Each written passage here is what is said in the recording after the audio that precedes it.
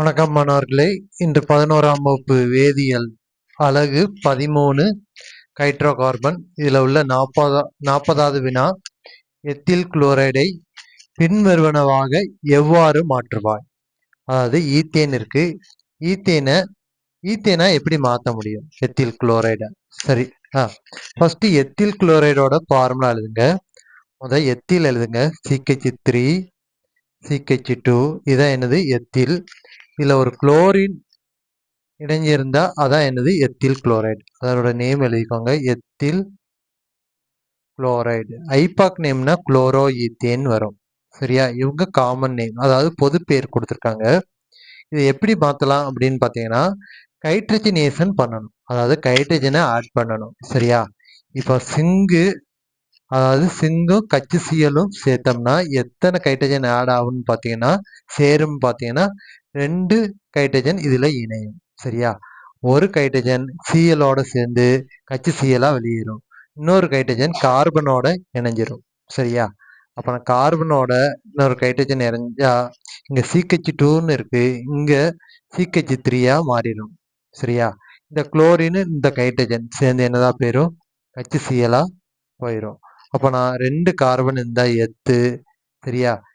ஒற்றை பிணைப்பு இருந்தா ANE, ஈன்னு சேர்க்கணும். சரியா? ஈத்தேன், ஈத்தேன் எழுதிக்கலாம். நம்ம தமிழ்ல எப்படி எழுதலாம்? ஈத்தேன் தானே கேட்டிருக்காங்க இங்க, அதை அப்படியே எழுதிக்கோங்க, ஈத்தேன்.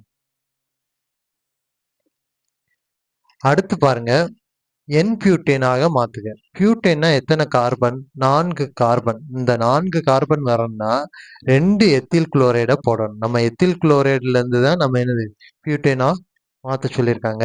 அப்பனா என்ன செய்யணும்? 2 எத்தில் குளோரைடை போடுங்க. CH3 CH2 Cl. அடுத்து ஒரு CH3 CH2 Cl. இடையில என்ன போட்டுக்கோங்கன்னு பார்த்தீங்கன்னா, சோடியம்.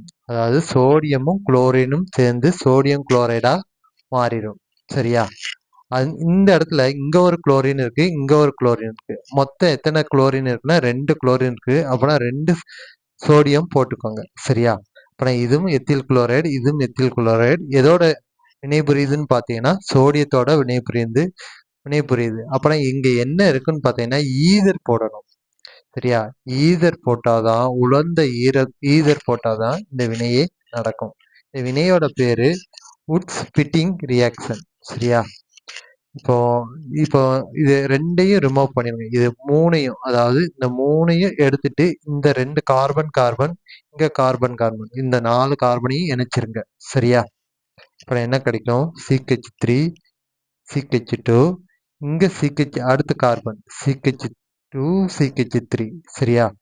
எப்போதுமே கடைசி கார்பன்ல தான் CH3 வரும். சரியா? அடுத்து பாருங்க, இந்த சோடியம் குளோரின் சேர்ந்து என்ன மாறிடும்? சோடியம் குளோரைடா மாறும். எத்தனை நம்பர் இருக்குன்னு பார்த்தீங்கன்னா 2 நம்பர் இருக்கு, எண்ணிக்கை 2 இருக்கு. சரியா? இப்போ இதோட பேர் என்னது? லீனியரா, அதாவது பிராஞ்ச் இல்லாதனால இது பேர் என்னது? என் பியூட்டேன். நார்மல் அப்படிம்பாங்க. பியூட்டேன் மட்டும் எழுதிக்கோங்க, என் பியூட்டேன் எழுதிருங்க.